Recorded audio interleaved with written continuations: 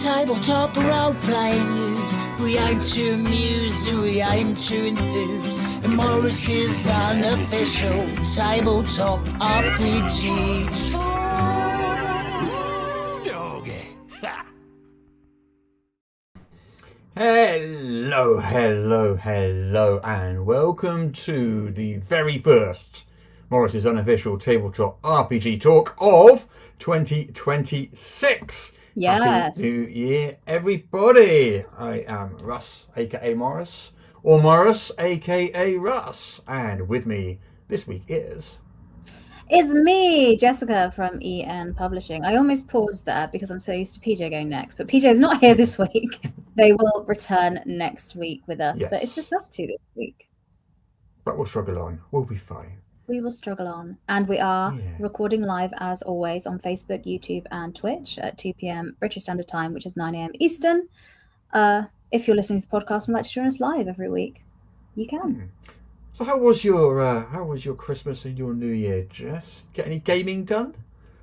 I did. I ran the D&D campaign that I'm running for my 70-year-old father and my two nibblings, my nephew and niece.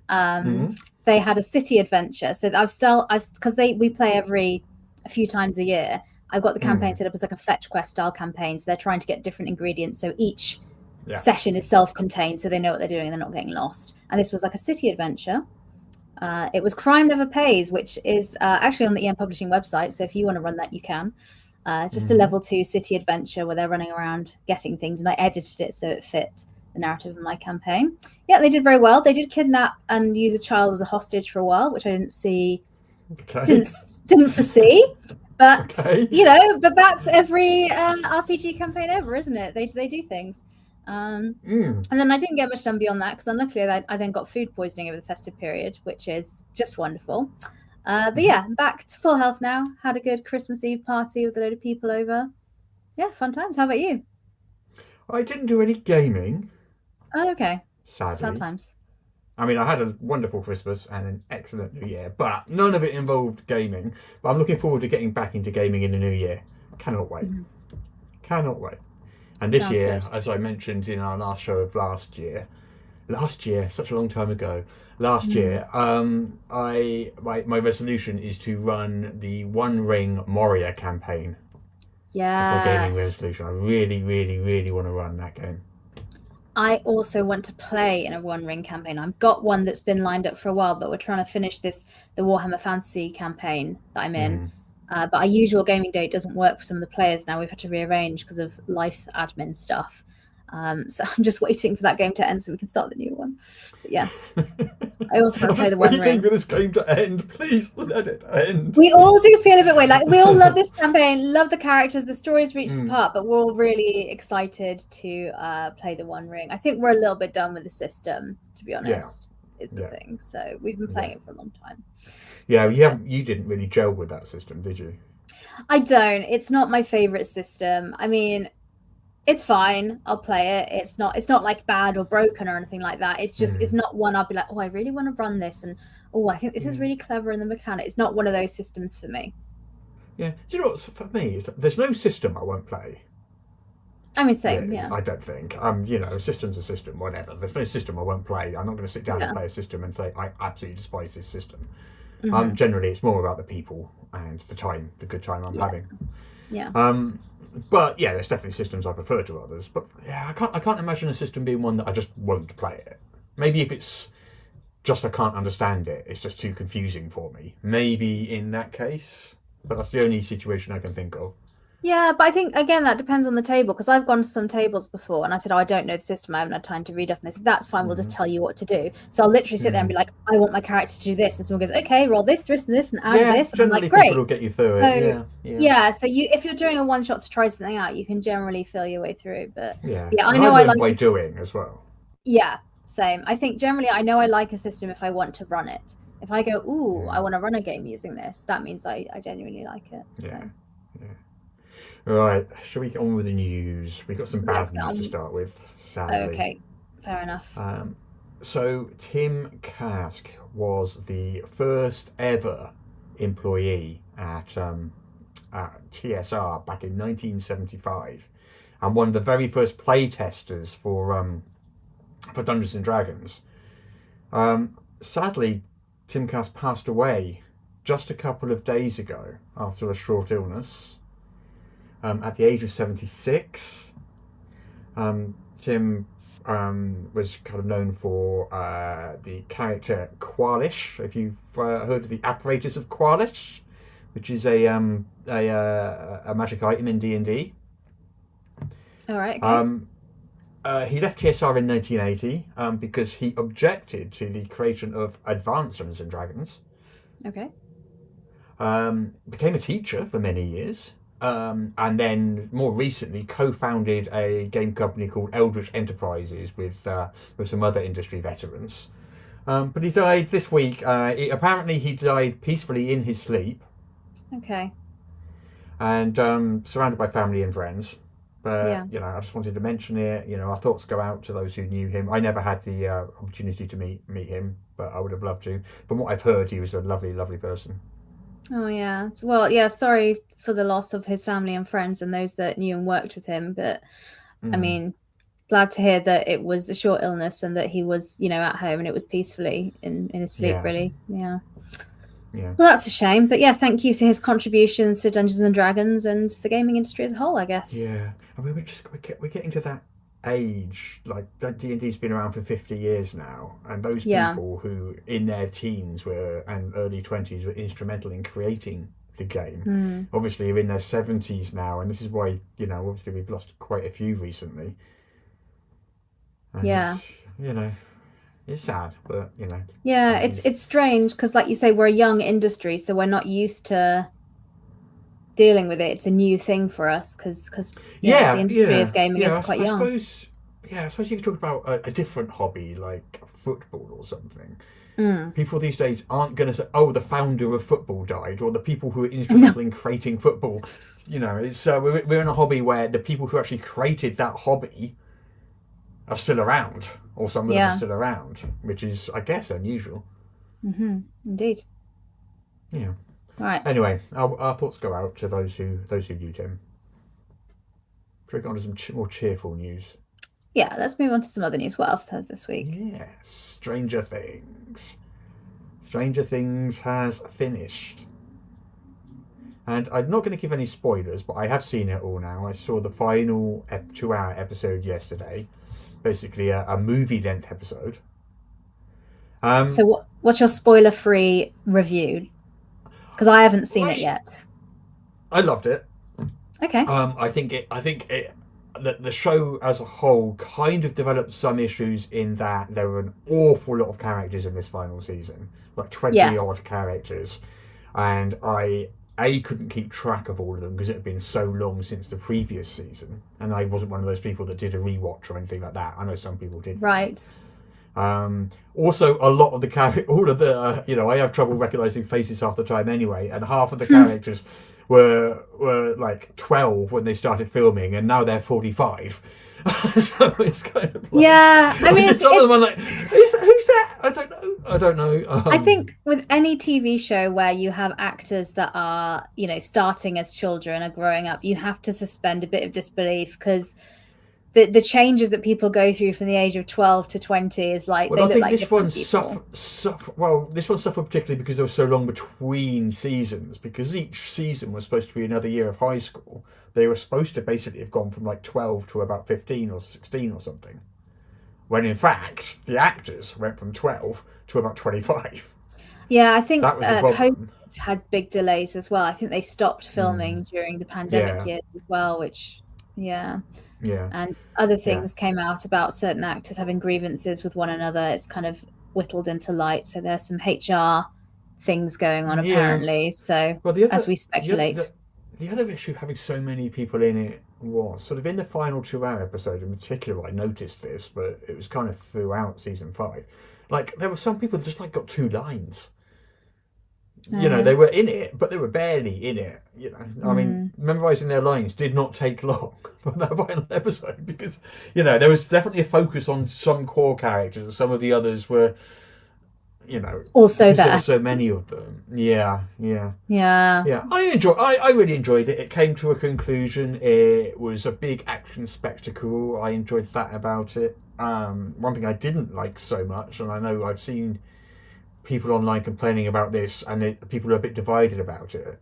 Like Return of the King. Yeah. At the end, it's got about 11 endings, which go on for about half an hour. Yes. So the Duffer Brothers, who make Change of Things, saw that, and they went, hold my beer. Oh, really? We can do better. Okay. So basically, the final episode is 2 hours long. The main plot finishes after an hour. It's an entire hour of endings. Oh, wow. Well, I suppose it's funny you mentioned that, because I just did a Lord of the Rings rewatch over Christmas, because that's something I do every year. And yeah, the Return of the King does have the every minute you're like, oh no. I remember watching it for the first time when I was younger in the cinema. Literally like that at the end of Stranger Things. I was like, is it finished? No. Is it finished? No. Oh no, there's still 30 minutes left. I've already seen 7 endings. Oh no, So that, I think, I know some people said they really liked that because it gave basically every character an ending. For me, I got to admit, I did get bored. I was like, okay, can we finish now? Yeah, I mean, having not seen it, but I understand, I can already see why that might happen when you say you've got a cast of so many, and a lot of them have different storylines and things they're doing and they all converge, obviously. But yeah, I understand why you might want to settle that down and say that. Go, oh, that's the perfect ending. Oh, that was. Okay, stop it. Oh, that's the perfect ending. Oh, wait, listen. Oh, that was the perfect. Oh, wait, there's another. Oh, that. Each one of them. Don't get me wrong. There was nothing wrong with any of the endings at all. Yeah.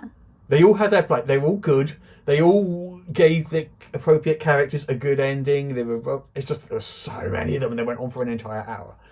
Oh, there we go. Well, I guess the reason we're talking about this on the Tabletop News Show is because it has lots of Dungeons and Dragons references in, and loads of tie-ins with the brand. I think we're going to talk about a brand tie-in just later that I clocked and noticed. You spotted, yeah. Yes. Last thing I'll say about Stranger Things, I'm not going to give spoilers, but I will say, watch the end credits. It's not like there's an end credit scene, but all throughout the end credits, they've kind of got artist drawings of the characters and things like D&D stats and D&D maps. The end credits are all like D&D themed, like handwritten D&D themed stuff. And it's very, very, very, and that's not a spoiler at all. It's just so cool. And some of them, occasionally you'll get stats for something. Sometimes you'll get a map of something. Sometimes you'll get a stats for a magic item or something, or a spell, things like that. Yeah. All kind of like hand drawn and like written in a kid's kind of like graph paper or whatever. Old school style. It was very, very cool. Well, that's cool. Well, I'm planning on watching some of it this evening, so maybe next week I'll be able to come in with a bit more to say. Tell me which one was your favourite ending. I will do. Okay. Of the many, many, many endings. All right. Yeah. Okay. So next we have got. I was going to say new D&D books, but they're not technically. Not quite. They are D&D books, but they're not quite D&D books. So these are from Penguin Random House. They're not from Wizards of the Coast, but they are sort of official licensed books. And these are kind of workbooks. So we've got two there. They're coming out in May 2026, and one of them is the Dungeon Master's Workbook of World Building. That's quite a mouthful. Dungeon Master's Workbook of World Building, and we've also got the Player's Workbook of Epic Adventures. So the Dungeon Master's one has got like a load of different exercises which are supposed to sort of help spur on world building. Yes. It helps you come up with story hooks and craft homebrew magic items and things like that. This is really interesting because if you've been running games for a long time, you might not get a lot out of this. But if you're a brand new GM, actually, this kind of feels like running a game 101 and giving you loads of tips and guidance and information that the Dungeon Master's Guide doesn't. I think this is a really nice thing, and it's interactive as well. They've said it's got exercises and things to help you do. So it's workbook is the correct term. It's not a book that you passively read and take in information. It's got activities to do. Yeah. Well, the players one is similar in sort of scope, but it helps you sort of plan out your character. It's got different prompts. I assume they'll come in the forms of questions or something, like what are your character's goals, and you could put in something like that, or I assume it will look like that, and then you can plan out your character and their advancement throughout the campaign. Yeah, it looks like this one is a lot of writing exercises and prompts that go into characters' creation and things. So, and also it helps you plan out your advances, which I think is quite useful, because sometimes when you pick a class, I'm guilty of, when I get to that level, I sit and look and go, oh, what am I doing now? Whereas actually you can, if you treat it more like a talent tree, you can aim for interesting things you want to do and things like that with it. So yeah. The other thing is it's got get to know your party. I quite like that idea. So it's got sections in there for you to learn about the other player characters and record notes about other player characters, and I think that's really as well, because you don't want new players coming in and suffering main character syndrome, where I think part of learning to be a good player is learning how to rope in the other players and giving them a chance to do the spotlight and things. Broken Silence Press asks, did I happen to say a release date? So the release date is May the 5th, and each book will cost 26 of your Earth dollars. Of US Earth dollars. US Earth dollars. No, the US is Earth. There is no space, apparently. Okay. I'm reliably informed by every piece of media I consume. Okay, all right, less of that. But yeah, no, these are really interesting. I think they're nice products. I think it's going to be really useful. I think it's a really nice gift if you've got a new BGM. I looked at this and I thought, my nephew who's starting out running games, this could be something that's really useful for him. Yeah. Talking of kind of upcoming D&D products, what is quite interesting is the kind of lack of announcements for 2026. We have got no idea what is happening in 2026 of D&D, other than the fact that we are fairly convinced there's a Dark Sun book coming, just from all the different clues over the last year or two. But they've not officially announced it like they normally would. And they've not announced anything at all. So last year, so in August 2024, they had that big D&D Direct event. And at that, they announced the whole of 2025's D&D slate. I don't know if you remember. I'm sure we would have covered it, but I can't remember. Yeah. But there was a press conference held at Wizards of the Coast headquarters. Various people were invited. Ian Wood had someone there as well. And they announced Dragon Delves, they announced Eberron, Forge of the Artificer, they announced the Forgotten Realms books, the starter set, a mystery product which turned out to be the Stranger Things starter set. So they announced the whole of 2025's slate in August 2024. This year, nothing. We haven't had... as far as we know, there's nothing coming out in 2026. Obviously there is. There's going to be a whole lot of stuff, because there always is, but we haven't heard about it. Do you think that's a change in marketing strategy? So they're going for a shorter burst of hype and excitement, opposed to a gradual build-up? Yeah, they used to, prior to 2024, it would be, all throughout 5th edition, it would always be, they'd only announce one product at a time, and you'd have about 3 months of hype for that product. Then when that was out, they'd announce the next one. So that everyone's conversation and everyone was focused only on one product at a time. Yeah.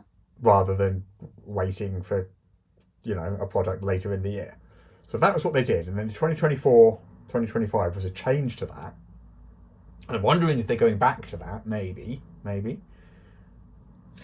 we shall see. Well, the other thing is, that some products were delayed towards the end of 2025. Yeah, because of printing issues. The Eberron book and, what was the other one? I've forgotten, but there was another one. Yeah, it was Eberron, and the Forgotten Realms books were as well. Yeah, that's the one. So I am wondering if they're holding off announcing them until they can be really sure about the release dates. I think in both rather than having to announce things are getting delayed again. I think maybe, but in fairness to them, that was a print issue which by the time you figure that as a print issue after the print run's done, you're going to be delayed anyway because you've already released by then. So yeah, but it's got a knock-on effect though, hasn't it? So something that they originally maybe wanted to come out in February, well, we can't really do that now because the one that was supposed to come out in November still isn't out. So it knocks on into the new year. Yeah, I mean, I think it's interesting. I guess we'll find out if they announce it 3 months in advance and we start noticing that pattern as a news channel. Maybe this time next year we can report on it and see what's what. Yeah, I mean, it's all speculation. I don't know. Yeah, well, yeah. As long as we're clear about what's speculation and what's news, I think that's fine. Yeah. I think we'll hear something soon. Fairly soon. I think so. I think if they're planning a summer release, I think in a couple of months, maybe they're waiting for everyone to calm down from the holidays. Because I think this is the time of year where people are still confused, full of cheese, not sure what day of the week it is. Full of cheese. Yeah. Am I wrong? That's what I had for lunch before just coming on the podcast. Because I had full of cheese. Full of cheese. I had a buffet for New Year's and there's like leftovers. So I was like, I guess this is what we're eating for the next few days then. Yeah. More cold meats and cheese. Yep. Mince pies as well. We had a full. This is totally off topic now, but we had a big full house for Christmas, and everyone in the family brought a couple of boxes of mince pies.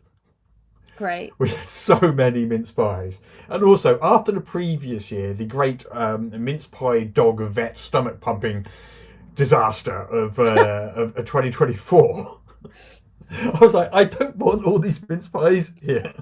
And to clarify for non-British listeners, because mince pies are a very British thing, it's not got mince meat in it, to be clear, as in like savoury meat. It's made of like dried fruit and raisins. It's like a savoury little sweet pie. Like how you'd have apple pie or something like that, but it's got loads of raisins in, which are of course deadly to dogs. Yeah. Yes. Well, it was just before Christmas the year before 2024, where we discovered that a cupboard had been opened, a box of mince pies was missing, and the empty cardboard wrapper was out in the back garden. Who could that have been? Just going, and we didn't know which one of them had done it. We had no way of telling, so we had to take both of them to the vets just in case. And then they both had to have their stomachs pumped and the whole works. Luckily, it was covered by insurance, but it wasn't a great day out for anybody, especially them. So it's great having pets, isn't it? I'm sure they were still thinking, it was worth it. I got to eat the mince pies. We can only hope. Well, after that lovely Christmas side quest, shall we get back to the RPG news? What else is happening? Do you know who these people are? I don't. Only because I don't by looking at them. I only know it because I've read the press release. Well, these people are apparently the chiefs of Kansas City. So that means they're like the mayors of the city. I think they're in charge of the city, yeah. I think Kansas City is run by some chiefs, and these are the chiefs of Kansas City. And they do a sport of some kind. Okay, this is in order to decide how different city policies. Is Kansas City Chiefs? They're a US football team, and when I say football, it's American football. Yeah, it is American football. Yeah, so Kansas City Chiefs are a American football team. Yeah, and they played some D&D. That's really interesting. And made a video of it. Why? Maybe they like D&D. I don't know. Oh, that's not. It wasn't a brand partnership or anything like that. It was just. I don't know that Wizards of the Coast was involved in any way. Oh, okay. So it's called Dungeons and Defense, and it features 1, 2, 3, 4, 5, 6, 7. 1, 2, 3, 4, 5, 6 members of the American football team. And the DM was an actual play, not a member of the football team, performer called Anna Margaret, who was running a homebrew session, so it wasn't an official module or anything, which had the 6 adventurers who went into a tavern and they had to, a mysterious stranger got them to retrieve a magical orb stolen from a sect of clerics. And could the orb be like football? I imagine there was some football references in there of grabbing it and running with it and stuff. That would be fun. Yeah. That's nice. I like that Although- culture crossover. Although for American football, it shouldn't be an orb; it should be an egg, because they Yeah, they because play it's with more an like a egg-shaped rugby ball shape. Yeah. Yeah. So it should have been a magical egg. It should be Maybe like a the dragon magic egg or orb something. was that shaped. I can see a picture of it on the thumbnail of the. There you go. You can see the orb there. Look, Oh no, it's not. Fair enough. Okay. it's definitely round, isn't it? Well, if So- folks want to watch, then it's up on YouTube and we can just go and watch it now. Yes, yeah, you can watch it on YouTube right now. There'll be a link in the show notes. Apparently, and I was not aware of this, other American football teams have also done similar things. So the really? Cleveland Browns apparently had a game of D&D going on for several years. Nice. And all the Dallas Cowboys player co-founded Demi-Plane. So this is Travis Frederick, a Dallas Cowboys player, and he co-founded Demi-Plane, which is that platform, which is a sort of D&D Beyond-esque kind of platform for multiple different games. Yeah. Oh no, I love that. I really think that's really nice. I think, I mean, anyone that's been a gamer, you can get that negative stereotype of this like loser, shut-in, weirdo kind of vibe, but all sorts of people play role-playing games. It's just storytelling, so you get people from all sorts of walks of life. And I think especially now, it's not this weird secret thing. So you can have pro athletes and movie stars playing. But yeah. Oh yeah, D&D is definitely mainstream now. Yeah. Well, I mean, good. look at Stranger Things. Look at Stranger Things. Like the entire sort of fabric of Stranger Things is interwoven with D&D, isn't it? Yeah, but I didn't know if that was just the Duffer Brothers that loved it, because sometimes you get people being creative that I think people that are professional storytellers in some format, like with music or movies, they generally love RPGs because it's just another storytelling medium. So it doesn't surprise me that those sorts of people. But yeah. As Talk SC says in the chat, though, I definitely think that the gaming weirdo stereotype has slowly been chipped away. I think it's almost gone now. It's like, definitely when I was a kid in the 80s, it was very, very, very prevalent. I mean, I had none of that satanic panic stuff, because I don't think that really was over here in the UK. It wasn't in the UK, no. I mean, there's little hints of it, and like I found that I opened a kitchen drawer once and found that my parents had clipped out an article in, I couldn't tell you what newspaper it was, about that. Obviously they were concerned. They were going to keep an eye on you. Yeah, I guess. So obviously it did kind of reach over here a little bit, but it wasn't really something I was particularly aware of at all. Yeah. But definitely the sort of like nerdy weirdo aspect of it definitely was in the 80s. Definitely. Yeah.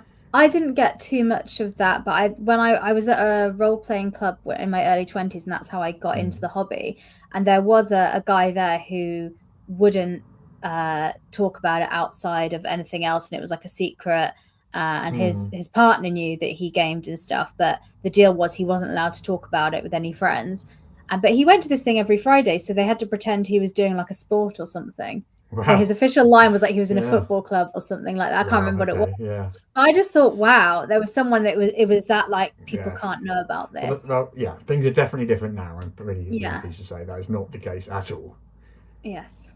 There we go. I haven't had a hint of embarrassment about my hobby in decades. I haven't either, but I think that's my personality thing. I've always, even as like a child, been very like, if I'm interested in this, I'm interested in this. And I didn't notice when people were making fun of me about it sometimes. No, actually, it's all still a really big secret. Don't tell anybody that I play D&D. Don't. I hope it's not public knowledge. I try to keep it just between you and me. Don't tell anybody else about this conversation. I'm sure nobody. That's nobody fine. Will know. No, no one will see this. Don't worry. No one's listening. No, that's fine. No. Okay. Right. Do you want to talk about something now? I absolutely do. So speaking of Dungeons and Dragons getting rid of that nerdy negative, and also just being male or a teenage boy things, I saw this crossover, which is really, really nice. So these, if you're not looking on the screen, are an official license of Dungeons and Dragons with Nails Assist. a pun on narcissist, for Dungeons and Dragons themed nails. And these are press-on nails. So if you like having press-on nails and looking a bit fabulous, they have a whole line of these. It comes in a link to Stranger Things. There's a collectible case which is like Vecna themed, and they've got loads of different sets of nails. There's 13 different ones, and they're all different themed. There's a Vecna themed one. There's like a sword and shield one. There's one for mimics. There's a Feywild one. There's ones for different classes like the druid and the cleric, and there's one for a mind flayer. But there's loads of them, and they're really cool. And I really like it because I like getting my nails did, and I like a bit of RPG. And I'm surprised there hasn't been more of this, because over the summer I was going to Fantasy Forest. It's like it's a festival in the UK. It's a bit like a UK version of a Renaissance fair, but a bit more wider genre'd. And I thought, I might look for some RPG nails to use for that. And I couldn't find many. Like, there are some individual places that do that, but I'm surprised there weren't. So these just press big on, brands. Yeah. So you buy them, and you just stick them on glue with or something? industrial glue. Yeah, the sets come with a set of glue and stick-on tabs and a file, so it gives you everything you need to install them. As the I don't know if that's the term. Install them. Is that the term? Yeah. Well, because you have to be quite clean about it, because if you do it wrong, everything can get a bit gross. It sounds like you're going to use cement. If you use the word install, I think cement. Well, the glue is really strong, because if you think about sticking something to your nail, how strong that's going to be, because you're walking around using your hands, picking stuff up. It's strong stuff.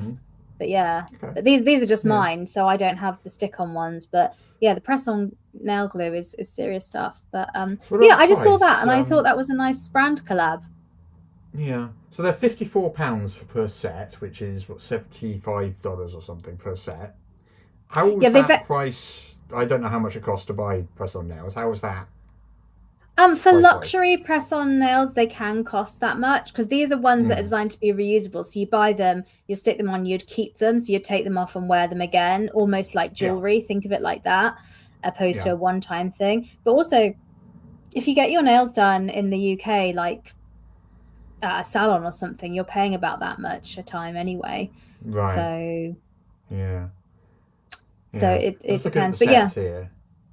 For those interested, so we've got a Strahd set, we've got the Vecna set, like you said, we've got a Mimic and Treasure set, we've got a Green Dragon set, a Lolth the Spider Queen set, various classes like Cleric and Wizard and things like that. The Cleric one is the Cleric is there's 13 different sets. The Black Pudding set, which is just black as far as I can make out. Yeah, but it's got little lumps and texture on it, so it's like the goopy monster. My favourite one is the Cleric one, because it's all white and it's got gold and red embellishments and looking quite holy. It almost looks like Spanish or Portuguese, I've forgotten the time period, artwork. Not Renaissance, that's not the right term, but there's an art period for them name, which I can't recall, but listeners can tell me in the comments. But I think they look really cool. I like that there's collaborations here. I like that it exists. And it does, again, it's another point to prove that there's a variety of different people that play Dungeons and Dragons. You've got your football players, and you've got your people who like their fab nails done as well. Yeah. Someone said that their wife players.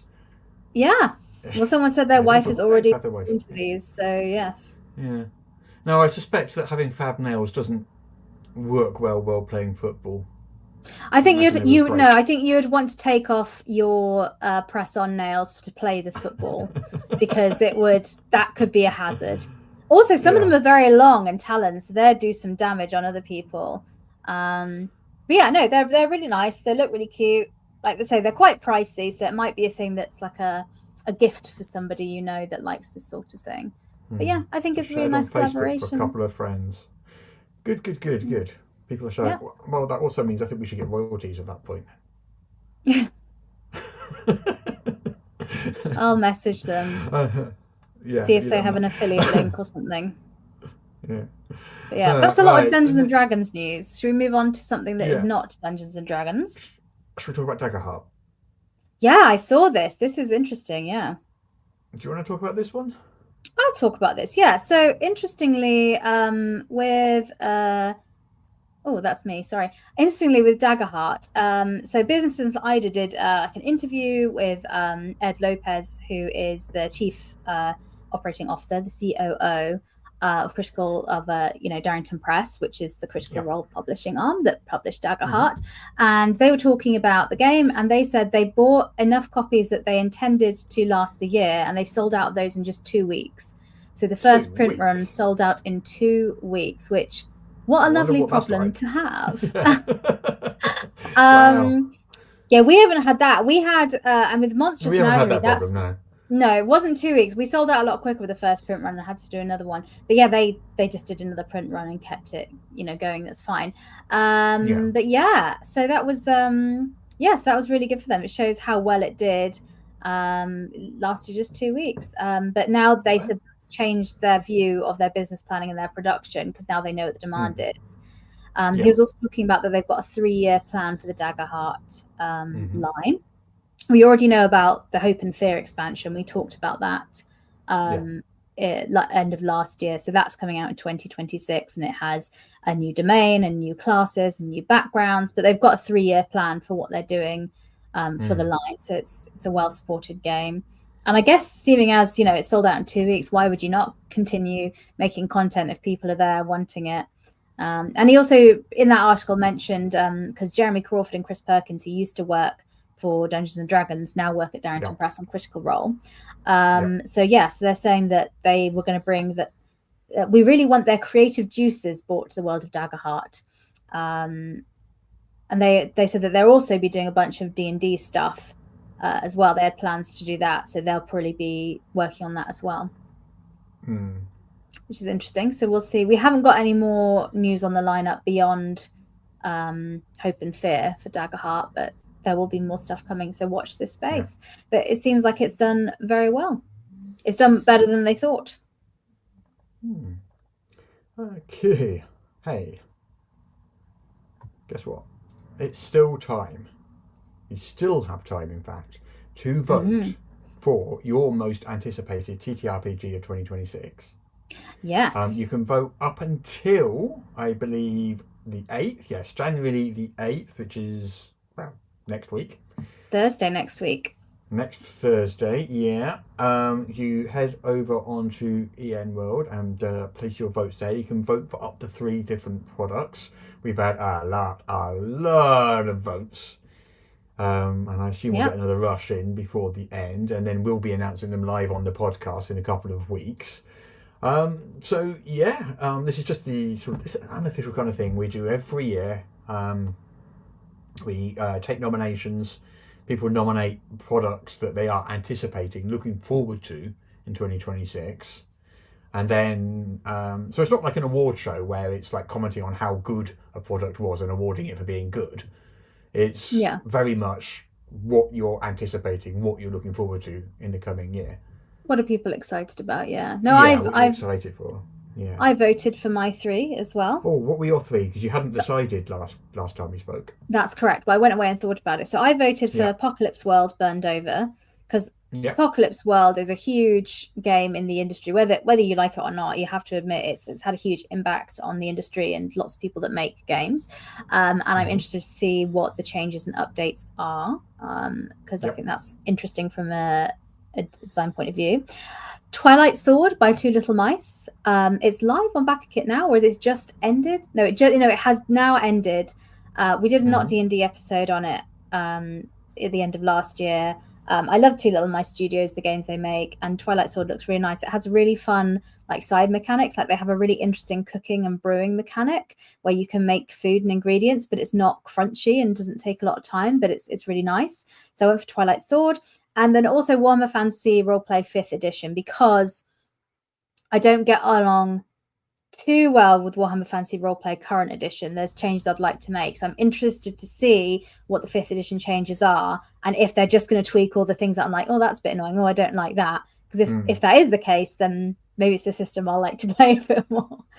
So they're my 3, because they're the most, and I did that as most anticipated, as the ones I'm most interested to read and see and learn about. That's how I interpret it, opposed to ones I'm most excited to buy or play. They're the ones I was interested to read and understand how they approach design for it. Well, my 3 were Discworld from Modiphius, Merryshire Detective Club from Pelgrane, and Pioneer from Mongoose, which is the NASA-themed one, which we Oh, spoke yeah. about at length last time, actually, so I don't need to go into it again, but I'm very much looking forward to that. No, that makes sense. Yeah, that makes sense. But it's interesting. We've both got different ones, so I'm intrigued to see what the wider community thinks and what everyone else's thoughts are. So, Well, I can see the votes, so I know what the wider community thinks. Oh, well, I it got could to keep it change. secret for another week, and it might change. One of the podcast listeners has just voted themselves just now, so people may be voting as we speak, so it may all change. But yeah, go on to EM World and vote for your 3. Yeah, and then we'll announce them in 2 weeks. I won't have time to prep them for next week because the voting ends like at midnight on Thursday. Oh, okay, and I'm fair not staying enough. up at midnight and prepping it all the slides and everything ready for the show on Friday. Well, why not? We're worth it. And also, I'm not here next week as well. Haven't actually mentioned that to you yet, but I'm not here next Haven't? week. Oh, it'd just be me and PJ next week. How exciting. Yeah, it's my dad's All right. birthday, so I'm going to be up celebrating that. Fair enough. Okay, week after next, we'll announce the updates on that. We'll do it then, and that'll give me a whole week to prep it all. Well, I'm expecting a very fancy presentation then. All right. Okay, so this is an interesting one. So, I backed the Thundercats game live on the show last time. You did. On the last show of 2025, you backed the Thundercats role-playing game live on Kickstarter. And I was very excited about it. And also, one of the things that we discussed and we were very impressed by was their quick fulfillment. And Yes. we discussed the reasons for how they were going to go about that. But we were like, oh, that is really cool. And that made me much more excited. And I was like, yes, all right, I'm going to buy this because I'll have this in like January, February. It'll be amazing. And we did speculate quite a bit in the last show of last year about this quick fulfillment and things like that. And one of the reasons that it was quick was because we speculated that the book was already done. Like how we do it, the book was already done. They were just waiting to go to print. And there are no stretch goals that are going to alter that book or anything like that that's going to stretch it out in, all extra work that then has to be done because they've met stretch goals and things like that, which is the way we do it and it's the way I prefer. I don't like stretch goals which delay the core product at all. So, yeah, I was excited about that. And then there was, I'm not going to name any names, but there was somebody in the comments there that was really, really angry that no stretch goals had been announced. Okay. And wouldn't let it go. And we're saying, to the point where they're saying that you're basically taking the piss out of your fans and stuff like that. It was like you're insulting your backers by not offering stretch goals. And I didn't want to weigh in and get into an argument there, but I just like, look, if you back a product, a £50 book on Kickstarter, you are entitled. What you are entitled to is a £50 book. You are not entitled to any more than that. You're not entitled to stretch goals. You're not entitled to extra free stuff. The fact that, if a company chooses to do stretch goals, fine. That's their business decision to make. But there's no entitlement there to stretch goals. But would not let it go. And it looks like, because they then posted an update a few days later, that they'd had a meeting and they decided to increase the campaign scope. Okay. So it looks like they kind of folded. And I don't know if it was directly in response to that person, but that person was very much dominating the comments. And it does kind of come across, even if that wasn't the case, that one person wouldn't let it go. And basically they won. And what's happened is they've expanded the product. And that has resulted in, as we said, as people were saying in the comments, we don't want them to do that because that will push, because the product's apparently done, that will mean the product will then have to come out later. Yeah. It's now been pushed through to summer 2026. Yeah. May 2026. It's gone from February to May. Even May 2026 is a very quick turnaround. But still, it's like... It's literally because of the inclusion. They say in their update, they say the inclusion of these manufactured items requires additional time for overseas freight and production. Our original delivery date was the end of February. We're adjusting the new delivery timeline to the middle of 2026 because of the extra stuff, which I am frustrated by. I am frustrated by that because I think they should have stuck to their guns and not done this extra stuff. And I mean, I think with crowdfunders, there's so many different approaches, like whether or not you do stretch goals. But the main thing is you're very clear when you put out your cart and you say what it is. And then if people's preference is, I don't want to back crowdfunding campaigns that don't have stretch goals, for whatever reason, that's their business. They can look and see. And if that's one that doesn't do that, then that's that. You know what I mean? Yeah. I think you don't get to yell at somebody. But this person just yelled, wouldn't let it go. Yeah. And it looks, I mean, all right, maybe that's not what happened behind the scenes, but the optics, and my point of view, just looking at the screen and seeing what happened, it looks like the team behind the Thundercats game just folded and said, yeah, fine, we'll do extra stuff then. Yes, you are entitled to extra stuff, but you're not.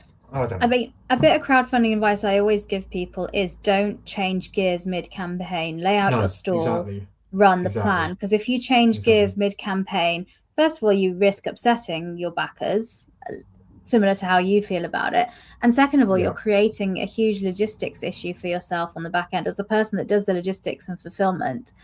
Adding more if buts and maybes and elements always delays things, because there's always delays and faff. In this case. And I'm surprised it's only delayed by that much, to be honest. Yeah. I mean, I'm still gonna back it. Well, I have backed it. I backed it on the thing. I'm not gonna. You're not gonna cancel your pledge or anything. I'm not changing my mind about backing it, but I am feeling frustrated that happened. Yeah, I think that's understandable. Yeah. Maybe that guy, whoever it was in the comments, wasn't the catalyst for that. Maybe they received hundreds of private messages about it, for all we know. Or maybe they just came to that decision on their own. That they wanted to do that because they'd made more money than they expected to in the or whatever, But maybe they did. It's just that the optics, the way it looks to me. Yeah. Is that I mean, what happened. Some of the podcast listeners are agreeing with you. So Sheridan Wilder said, I'd rather get what I paid for at the time it was promised rather than have to wait a year longer because of the product creep. Yes, and they were commenting that a year delay is quite common on Kickstarter. Yeah. And that's exactly why I, decided years ago that we wouldn't do stretch goals. Yeah. And we say what the thing is, you back it, you get the thing. We've done a couple of stretch goals for things that, like, if we have this volume of things done, we'll do it as an offset print run opposed to print on demand. Yeah. But that doesn't change the core product. That just means which printer do we go to, if that makes sense. And so but even we had a discussion about that, because doing an offset print run does change the production times. Yeah, it takes longer. And the logistics of it, so it takes a bit longer. Yeah. So anyway. Okay. That is that. It's interesting that Thundercats. There's nothing I can do about it, but. Well, no. It's interesting that Thundercats did that, though. But there's another Kickstarter going on at the moment that's not changing gears. Is there? Yes. What a lovely segue I did there. So Enchanted Trinkets Complete collection. It's doing really well. I'm really pleased with how well it's doing. Kickstarter's picked it up as a project they loved. It's live on Kickstarter till the 15th of January, and it does what it says on the tin. It's over 500 magic items for your Dungeons & Dragons 5th edition games. And it's a complete collection. It's a hardcover book. I don't know what to say. It does what it says on the tin. A lot of people are liking it, backing it. This is from us, for clarity, for those watching. This is from us, yes, EM Publishing. So this is a Kickstarter we're running now, and there's always a risk when you run crowdfunders over the holiday period, but I'm really pleased with how this is doing. Thank you to everyone that's backed and picked it up. But we'll do, as always, the PDF digital fulfillment the same day the crowdfunder ends on the 15th of January. So I'm getting that ready to send out to you. The book is finished, and guess what? We're not going to change it now. It's finished. It's ready to go. You'll get it. The Kickstarter ends. You'll get the PDF, and then we'll send out the book a couple of weeks later. What if a few angry people shout in the comments about it that they want a particular item included? Yeah. Wow. Does it have a haunted violin in it? Don't know. It actually does have some esoteric instruments in. I don't know. I think it's a violin, but there are some esoteric instruments in there. But yes, there we go. Yeah. But you've got another 2 weeks to back that one. So it feels like it's been up for ages to me, but it's just because Christmas and New Year happened. in between. Yeah. It's only been up for 2 weeks, and it's got another 2 weeks to go. Absolutely, yeah, but it's in that liminal time space between Christmas and New Year's. Yeah, I was really kind of surprised that it kept going up over that period. I mean, it slowed down surprised. obviously because yeah, pleasantly surprised. You know, it slowed down obviously because it was Christmas and it was New Year, and people have other things on their minds and the other things to spend their money on around that sort of time. But I was really surprised that it did continue going up, and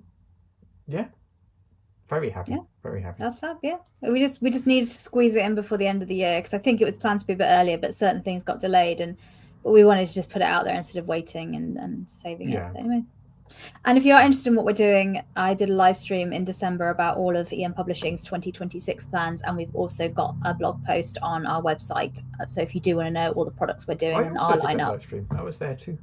Oh yes, you did. Sorry. Yes. Also, Russ was there. We did a live stream. Yeah, sorry. I just usually do the monthly updates by myself, so I forgot you were there. My contribution was so memorable, I see. I know, and just as it will be next week. Yeah, almost so. Right. Right. I think we're done for the week. We are done for the week. The first show of 2026. So I will be here next week along with PJ. We'll be minus a Russ, but that's fine. We'll be recording live 2 p.m. UK time on Facebook, YouTube, and Twitch, which is 9 a.m. Eastern time, or you can just listen to the podcast wherever you are. Yeah, someone just asked in the chat, trying to remember whether Worlds of 2000 AD was kickstarted all those years ago. God, how long ago was that now? 2016 or 17 or something, a long time ago anyway. That was yes, it was kickstarted. Yes, it was. We did kickstart that one. Right. Anyway, let's get out of here, shall we? All right, let's go. Yeah. Happy New Year to everybody. To anyone who hasn't yet seen the end of Stranger Things, enjoy the end of Stranger Things. Especially watch the end credits and watch all the D&D sketches and notes and stuff, because that's just so cool. I'm hoping they release those end credits like on YouTube separately at some point, just so you can sit and just watch that bit, because that is so cool. That'd be cool. Yeah, and don't forget to vote. Don't forget to vote for your most anticipated RPGs. Yes, this is your checklist. Your checklist is 1, watch the end credits of Stranger Things. 2, go and vote in anticipated RPGs. 3, back our Kickstarter. There you go. Do those 3 things. All right, let's get out of here before this becomes an advert. All right. Thanks very much, folks. All Bye. Right. Goodbye, everybody. Bye-bye. All the tabletop role-playing news. We aim to amuse and we aim to enthuse. And Morrus is unofficial tabletop RPG.